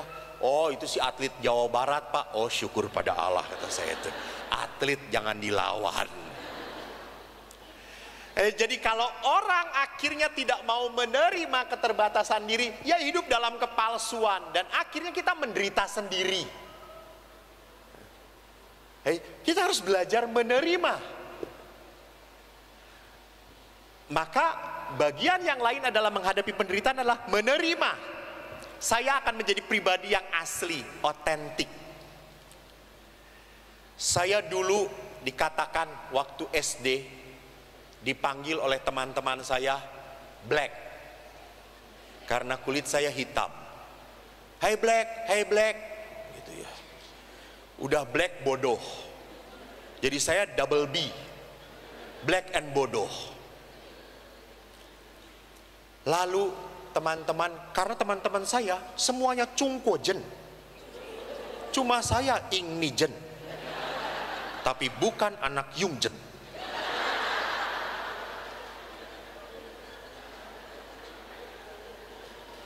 Mereka kan putih-putih gitu ya, sehingga saya selalu disebut black gitu ya. Dulu saya sakit hati. Setelah saya menjadi pastor, saya bahagia menjadi orang berkulit hitam. Karena tidak pernah repot kalau panas-panas. Orang lain takut hitam, kalau saya sudah hitam. Tenang saja gitu ya. Jadi perhatikan di sini, pada saat orang menerima kenyataan, maka dia akan hidup berdamai. Saya tahu setiap hari saya sekarang walaupun baru usia 50, tiap hari saya harus minum obat darah tinggi. Ya saya terima. Saya minum setia. Diajak makan daging sate, masih ikut. Minimal 25. Asal dagingnya saja. Saya tidak makan gajinya. Karena sate kambing itu enaknya gajinya itu. Gitu ya. Daging babi masih disikat, samcannya ditinggalkan. Tahu batas, samcan hanya dijilat saja supaya nggak lupa rasanya.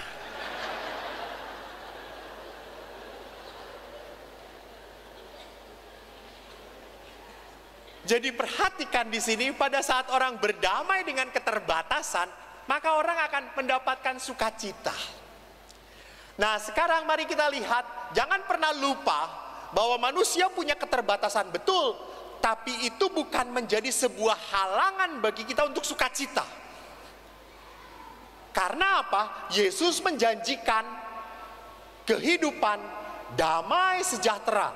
Injil Lukas, Roh Tuhan ada padaku, Ia urapi aku, Ia mengutus aku untuk memberitakan pembebasan kepada orang-orang tawanan, penglihatan bagi orang buta, pembebasan untuk orang-orang tertindas. Jadi Allah itu membawa kepada manusia berkat. Tolong perhatikan. Maka Yesus ngomong, datanglah kepadaku kalian semua yang letih, lesu, berbeban berat. Aku akan memberikan beban lagi padamu. Itu sabda untuk orang Metro dan Lampung. Bukan. Aku akan memberikan kelegaan. Kelegaan. Anda tahu lega itu seperti apa? Itu lega. Bapak-bapak kalau udah berhadapan dengan istrinya sudah melakukan sesuatu, gitu. Padahal istrinya belum. Hanya suami istri yang mengerti. Para suster tidak mengerti apa-apa, nggak apa-apa. Ini misteri hidup selibat, suster. Saya kok tahu karena belajar dan pasang CCTV di rumah Anda, saya lihat. Nah, sekarang bagaimana supaya manusia menemukan kelegaan di dalam Tuhan? Pertama, jangan pernah memisahkan kelegaan, penyembuhan, pembebasan dengan pewartaan kerahiman Tuhan. Jadi Tuhan itu ingin memberikan berkat kepada Anda supaya Anda makin merasakan cinta Allah. Saya pernah ketemu seorang omah. Selalu kalau ketemu saya mengeluh. Dia itu langsung ngomong, pastor, aduh dengkul saya sakit pastor, pinggang saya juga sakit pastor, gitu, kepala saya kecekot-cekot pastor, gitu kan. Namanya oma-oma suka udah error gitu ya menunjukkannya juga. Tiap hari datang itu selalu mengeluh dulu, aduh saya sakit ini pastor, sudah tua pastor, tuh saya itu udah kayak gini, mau apa lagi ya pastor ya, gitu. Kan lama-lama saya juga kesel toh. Suatu hari si oma itu datang, saya langsung ngomong, oma diam dulu, sebelum mengeluh diam dulu. Apa pastor? Kita masuk dulu ke ruang makan yuk. Ada apa pastor? Ada cukyok enak, kita makan. Hai pastor, itu untuk para pastor, ada pastor? Enggak, kita cuma berdua, kita makan berdua. Kita anggap saja ini kita sedang memadu kasih. Lalu kita makan, si oma itu makan lahap sekali. Aduh pastor, enak kali ya ini makanannya. Pastor sering dikirimin. Ya betul, sering mengirimin, tapi tidak oleh oma, kata saya itu. Oh dia makan. Terus saya tanya, oma setelah selesai makan, enak ya? Enak sekali. Oma waktu makan kerasa nggak dengkulnya sakit? Kerasanya nggak kepalanya cekot-cekot? Enggak pastor, aneh ya.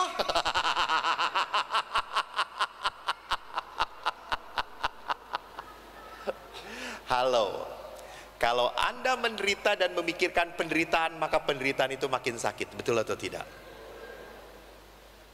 Jadi penderitaan itu bukan dipikirkan, semakin dipikirkan makin semakin sakit.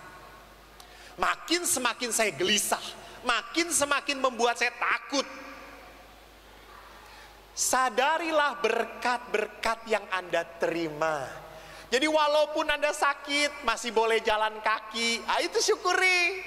Masih boleh makan, yang ada menikmati, syukuri. Jangan hanya bingung dengan apa? Dengan sakitnya, dengan penderitaannya. Di sini kan banyak sekali yang mengerti yin yang. Tahu toh yin yang? Yin yang tahu?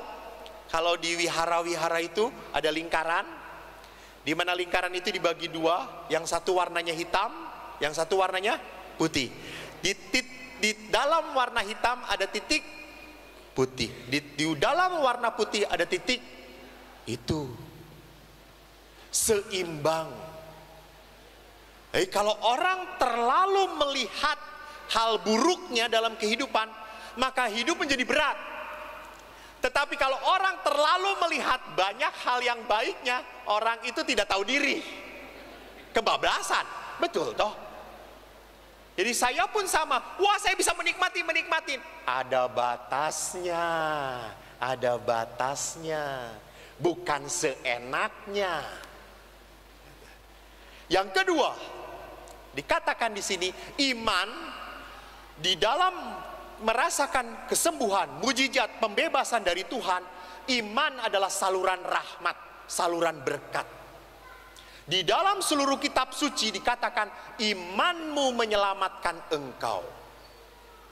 Jadi kalau Anda berdoa, Anda harus punya iman. Kalau Anda tidak percaya, jangan berdoa. Anda menjadikan sia-sia ngomongnya. Jadi pada saat saya mendoakan, bahkan di dalam Injil Markus, apa saja yang kamu minta dan doakan, percayalah bahwa kamu telah menerimanya, maka hal itu akan diberikan kepadamu. Percayalah bahwa kamu telah menerimanya. Kalau sudah dilihat, perlu iman atau tidak? Bapak Ibu, kalau kita sudah melihatnya, perlu ada iman atau tidak? Tidak perlu, harus sudah dilihat.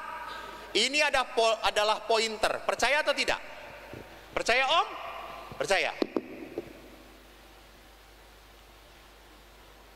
Di tangan saya ada uang 1 juta.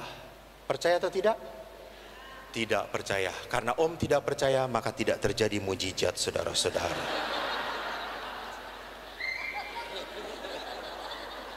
Coba percaya. Hilang 1 juta Om. Karena Om hilang 1 juta, maka nanti persembahan harus lebih dari 1 juta. Jadi perhatikan di sini, sulit sekali untuk mengimani. Karena apa? Om sudah tahu, pastor, pastor odong-odong, nggak mungkin. Ini sama. Jadi kita itu mau melihat sesuatu mujizat, harus percaya dahulu. Percaya. Di situ Tuhan akan menunjukkan sesuai dengan kepercayaan kita. Jadi jangan buktikan Tuhan, baru saya percaya. Kalau begitu sih tidak perlu percaya lagi, karena sudah ada bukti, sudah kelihatan. Justru iman itu adalah apa? Adalah sebuah dasar dari kita untuk berhubungan dengan Tuhan dan membiarkan Tuhan bekerja dengan kekuatannya. Ketiga, bagaimana supaya kita memperoleh rahmat pembebasan? Bapak Ibu, yang ketiga adalah pertobatan, sakramen rekonsiliasi kalau dalam gereja Katolik. Manusia itu harus bertobat. Artinya bertobat itu saya tahu saya udah salah, saya tidak akan melakukan lagi. Jadi jangan salah, saya teruskan lagi. Itu namanya nekat. bukan tobat. Jadi kalau nekat, saya hanya akan menemukan keadaan yang lebih buruk, lebih hancur. Tapi kalau bertobat, orang berdamai dengan Tuhan. Saya selalu mengatakan kepada pasangan suami istri dalam perkawinan, dan itu saya imani. Maaf, saya imani. Suami istri disatukan oleh siapa? Coba lebih keras, suami istri dipersatukan oleh siapa? Oleh siapa? Tuhan. Saya percaya. Saya percaya. Om percaya atau tidak? Percaya. Sebelum menikah dengan ibu, apakah Om pernah pacaran sebelumnya atau belum? Pernah. Terima kasih atas kejujurannya. Ibu pernah pacaran dengan laki-laki lain? Sebelum menikah? Pernah, betul. Tapi mengapa memilih beliau? Ya, lihat. Tiba-tiba dengan Om langsung saya merasa nyambung. Saya merasa sayang sekali. Dengan ini saya bisa hidup sampai mati.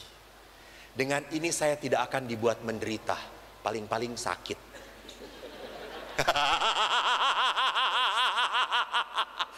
Kau tahu? Saya bisa menerawang, Om. Ya, perhatikan. Kadang-kadang saya sering memberkati perkawinan, sampai sekarang belum pernah diberkati. Jujur saya kagum sekali dengan pasangan-pasangan ini, gitu. Saya sering melihat laki-lakinya gagah, ganteng, perempuannya ya Allah, kata saya itu. Gue aja nggak jatuh cinta gitu ya. Kok dia bisa jatuh cinta gitu? Apa bagusnya gitu? Pas perempuannya pergi, laki-lakinya saya tanya, kamu betul mau kawin dengan orang itu? Iya pastor, apa sih cantiknya? Saya aja nggak tertarik. Lalu si laki-laki itu, pastor tidak melihat yang saya lihat. Iya, kata saya itu ya. Betul atau tidak? Siapa yang membuat melihat? Tuhan membuka hati. Dan Anda sebagai orang beriman berjanji di depan Tuhan. Kekaguman saya yang kedua pada saat mengucapkan janji perkawinan, suami istri itu selalu berpandangan dengan mata terharu. Itu tuh. Saya Eko memilihmu Poniem untuk menjadi istri saya. Itu lihat. Lalu si Poniemnya lalu Poniem, saya Poniem memilihmu Eko. Terharu. Ini di depan publik berjanji. Artinya apa? Saya tidak akan pernah malu menganggap dia sebagai istri saya. Betul atau tidak? Betul. Tapi setelah perkawinan kadang-kadang ada suami yang malu menunjukkan istrinya. Kalau udah jalan ke gereja pun suami sendirian, istri di belakang. Pah, tar dulu, tar dulu, Pak. Lalu saya tanya, Pak mana istri? Tuh di belakang, lama itu.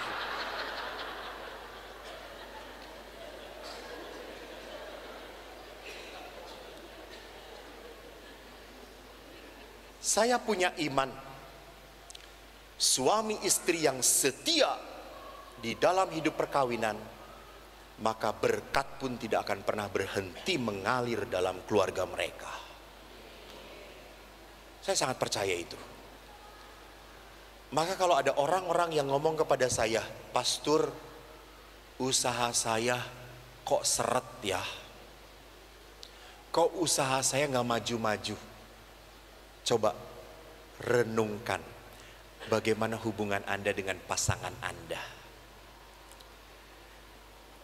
Kalau Anda punya hubungan yang baik dan indah, saya yakin berkat terbuka kembali. Tapi pada saat Anda berani diam-diam menyakiti pasangan Anda, maka berkat Allah pun seret oleh Anda. Anda susah menerimanya. Itu iman saya. Saya pun bangga, bahagia menjadi pastor. Saya tidak pernah menyesal jadi pastor. Nanti terakhir saya ceritakan apa yang membuat saya bahagia. Tapi jadi dalam artian tertentu kita harus punya iman bahwa di dalam pertobatan ini saya harus melakukan sesuatu yang membuat pasangan saya bahagia. Keempat, memberi ampun.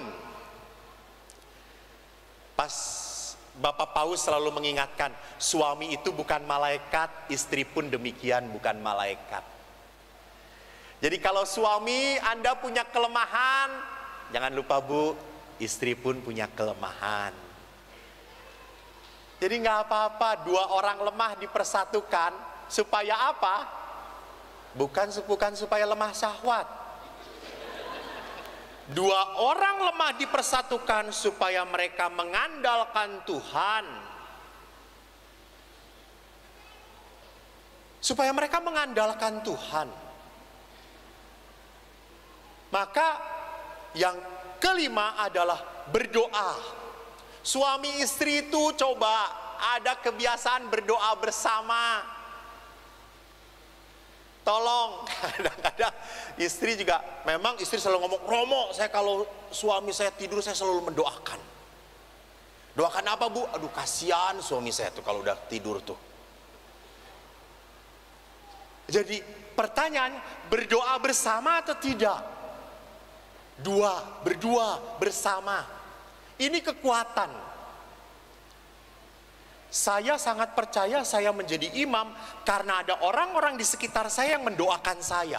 Saya bertahan karena ada orang-orang yang mendoakan saya. Jadi sama Bapak Ibu di Metro dan Lampung, tolong kalau Anda kecewa dengan pasturnya jangan diomongin, didoakan. Didoakan, jangan digosipkan. Apa doanya? Semoga cepat pindah.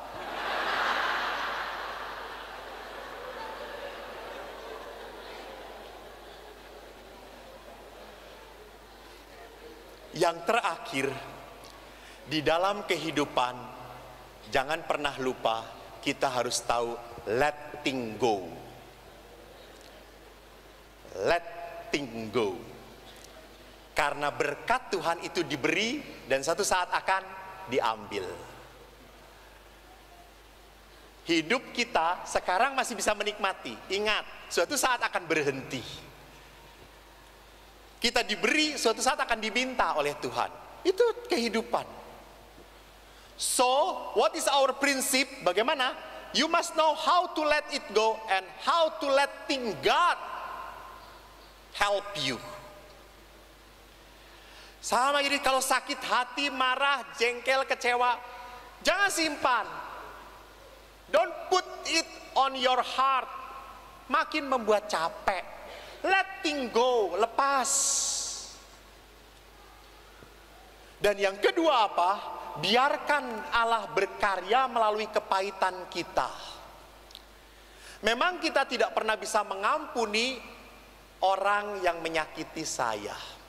Apalagi kalau orang yang menyakiti itu adalah orang yang kita cintai. Betul atau tidak ya? Betul. Kalau cuma pastor yang menyakiti Anda, pastor itu pindah, sakitnya hilang. Pastor itu datang lagi, sakit lagi. Tapi kalau pasangan hidup Anda yang menyakiti Anda, mendengar dehemnya pun sudah gak enak. Di saat Anda sendirian mendengarkan motor, mobilnya masuk juga, ya si borokokok datang lagi.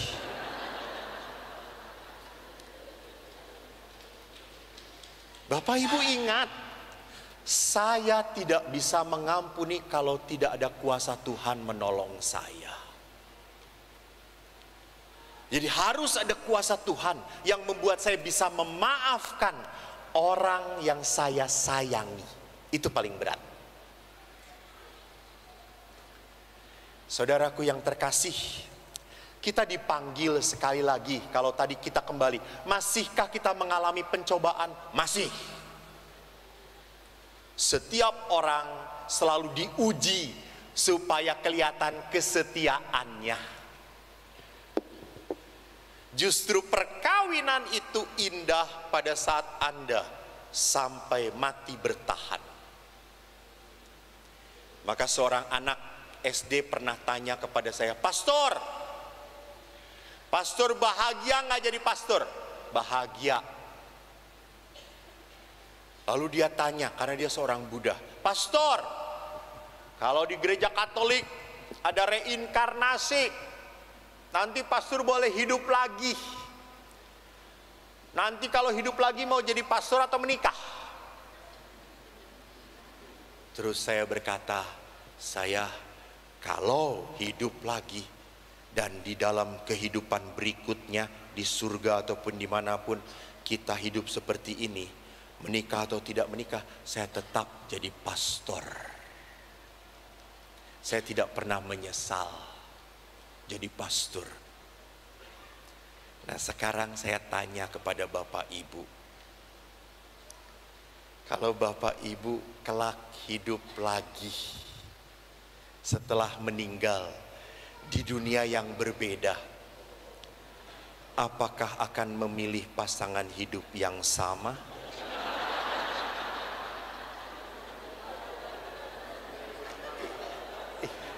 Ini kok banyak wanita pengkhianatnya di sini ya.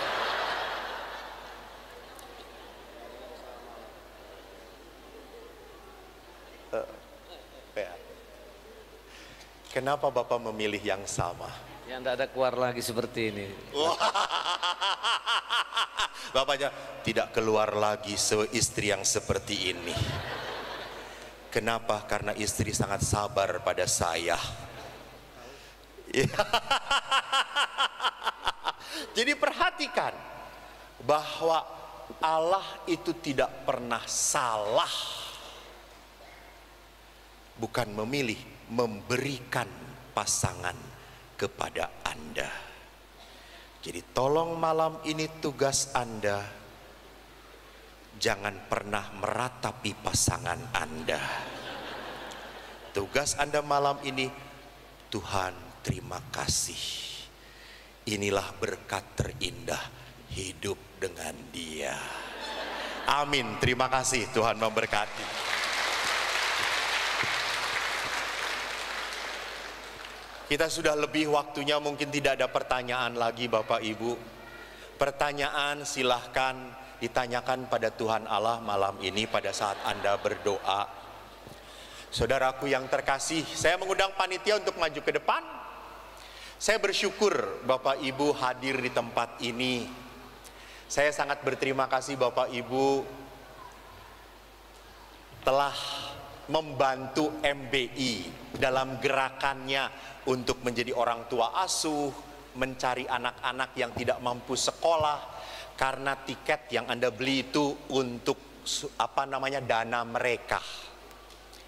Dan saya harap apa yang telah kita lakukan hari ini membawa berkat berlimpah untuk keluarga Anda. Marilah kita berdoa. Ya Tuhan, Engkau Allah Bapa yang agung dan mulia. Hidup kami ada di tangan-Mu. Kami Kau bawa seperti di atas kepak Raja Wali. Kami Kau lindungi dan Kau naungi dengan tangan-Mu yang gagah dan perkasa. Tiada pernah penderitaan, kuasa jahat yang dapat merobek iman, cinta dan harapan kami. Tuhan, malam ini Kau menguatkan iman kami. Kau teguhkan cinta kami. Dan Kau tunjukkan bahwa harapan kami satu-satunya ada padamu. Berkatilah persembahan anak-anak-Mu ini Tuhan. Mereka telah memberikan apa yang telah mereka terima dari-Mu. Semoga pemberian yang mereka berikan dengan tulus hati ini dapat menyelamatkan saudara-saudari kami yang berkekurangan. janganlah kami menutup berkat bagi sesama. Biarkanlah kami menjadi pembagi berkat, karena berkat-Mu senantiasa tercurah atas hidup kami. Tuhan, pancarkan kasih-Mu kepada keluarga demi keluarga, dari setiap anak-anak-Mu yang hadir di dalam persekutuan kami ini. Berikanlah panjang umur kepada mereka, cinta yang sehabis-habisnya di antara pasangan suami istri. Berkatilah pula anak-anak mereka dengan rezeki yang berkecukupan, dengan masa depan yang indah, dengan pasangan hidup yang seiman, yang membawa kebaikan untuk mereka. Berkatilah pula usaha kami Tuhan, sehingga usaha kami dapat lancar, sehingga kami semua tiada pernah berkekurangan, karena Engkau Bapa yang sungguh baik pada kami. Tuhan, kini kami hendak pulang. Berkati perjalanan pulang kami dengan keselamatan. Semoga anak-anak-Mu ini pulang dengan membawa damai dan sejahtera. Tuhan bersamamu dan bersama rohmu. Saudara sekalian dibimbing, diberkati oleh Allah yang Maha Kuasa, Bapa dan Putera dan Roh Kudus. Amin. Saudara-saudari terkasih, dengan demikian persekutuan kita sudah selesai. Syukur pada Allah. Pergilah kita semua diutus. Damai Tuhan bersamamu. Berikan salam damai untuk saudara-saudara Anda.